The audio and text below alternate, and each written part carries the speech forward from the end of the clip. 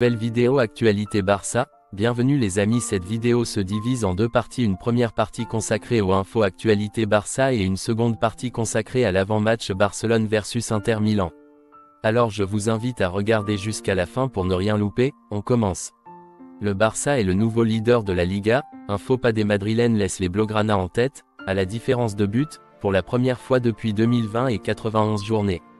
Une très bonne nouvelle pour les fans, voici ce que Xavi a accompli depuis le début de la saison en Liga.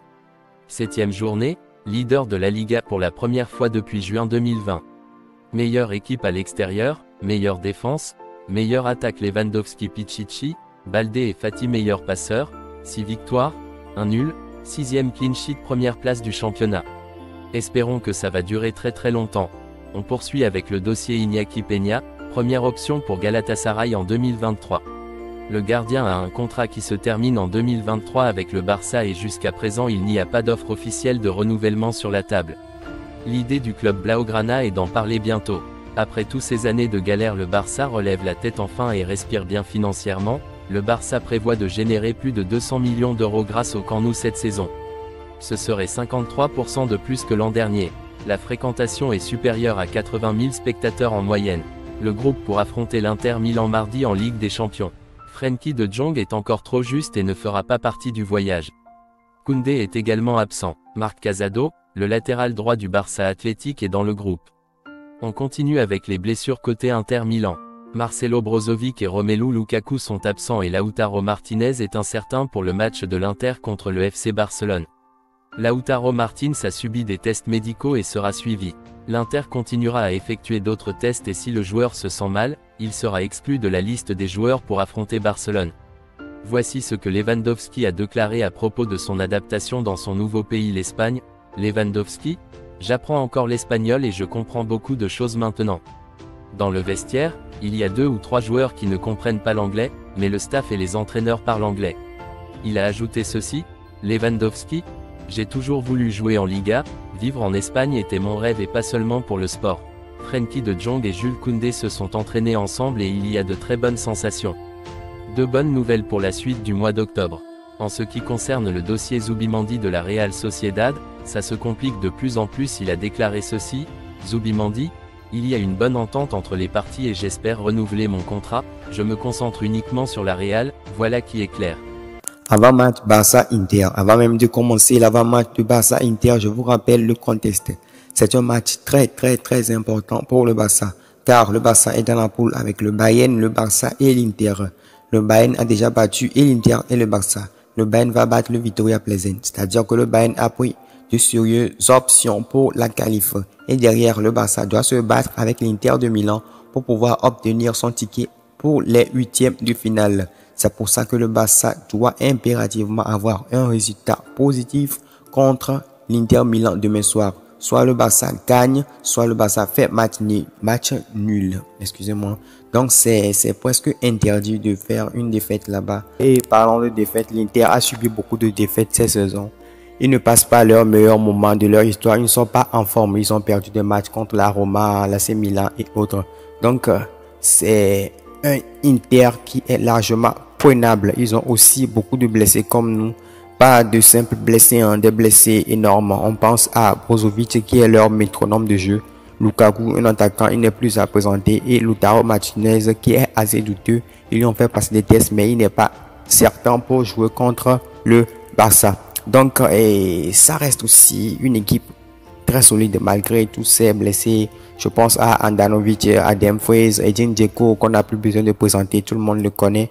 Et il y a aussi des Çalhanoğlu, des Barella. Donc c'est une équipe il y a de très bons joueurs là-bas. Donc le Barça va devoir faire attention.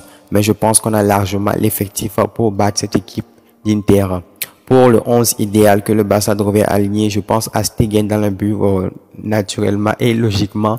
Avant même que le match ne commence, le nom de Stegen est déjà écrit sur la feuille de match. L'axe central, on part avec Christensen et Piqué. Sur le côté droit, et Sergio Roberto fera l'affaire comme prévu. Et sur le côté gauche, on partira avec Marcos Alonso qui aura l'occasion de nous sortir un autre top performance comme il avait fait contre le Bayern Munich. Le trio du milieu, on part avec Sergio Busquets, Pedri et peut-être testé parce que j'ai vu que Gavi a ressenti certaines douleurs après le match contre Maroc. Donc c'est comme s'il a certaines surcharges musculaires ou je sais pas. Donc peut-être Xavi va essayer de le protéger parce que le mois d'octobre est un mois assez long et rude. Donc on peut voir un trio de milieu, Busquets, Pedri et Franck Kessié.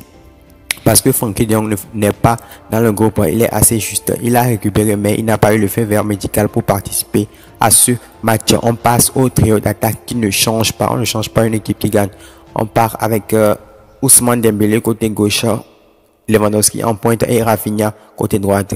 En ce qui me concerne, j'aurais préféré avoir Ousmane Dembélé côté droit parce qu'il est meilleur là-bas. Mais Rafinha n'est pas performant au niveau du côté opposé. Donc ça m'étonnerait pas de voir un Fati en tant que ailier gauche, un Dembélé en tant que ailier droit et Lewandowski en pointe parce que Fati aussi revient à son meilleur niveau.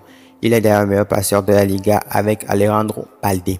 Donc c'est l'occasion aussi de mettre en évidence la défense du Barça, c'est-à-dire la nouvelle défense du Barça. On a annoncé Eric Garcia et Christensen en tant que la nouvelle paire du Barça pour ce mois d'octobre. Mais force est de constater que Xavi préfère Piqué à Eric Garcia. On va voir ce que ça va donner. Si demain Xavi aligne Piqué et Christensen encore, ça sera la charnière de ce mois d'octobre en attendant l'arrivée de Araujo et de Jules Koundé. Il y a plusieurs youtubeurs et plusieurs médias qui disent que le Barça pourrait changer de système contre l'Inter de Milan. Je pense que ça ne se fera pas parce que si Xavi veut changer de système contre l'Inter, il va expérimenter ça contre Maroc.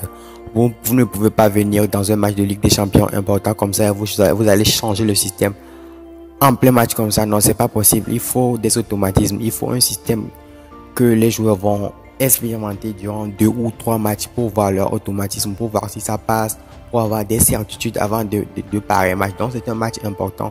Xavi ne peut pas se permettre de changer de système comme ça. Je pense qu'il ne changera pas de système comme ça. Et ce que les gens font, genre 1-3-4-3, 1-3-5-2, tout ça là, je pense que non, c'est pas possible, quoi. Xavi va partir en 4-3-3, c'est son style de jeu. Il a des certitudes avec ce style de jeu. Au niveau attaque, tout va bien. C'est au niveau de la défense qu'il faut bricoler. C'est pas parce que il n'y a pas un latéral droit de niveau mondial que le Barça va changer de système contre l'Inter. Voilà, c'est ce que je pense. N'hésite pas à me donner ton avis dans les commentaires. Voilà les amis, on est arrivé à la fin de la vidéo. Si vous avez apprécié la vidéo, comme d'habitude, lâchez le pouce bleu, à vous abonner si vous n'êtes pas encore abonné. Merci beaucoup à la communauté pour le soutien. En attendant de prochaines vidéos, portez-vous bien.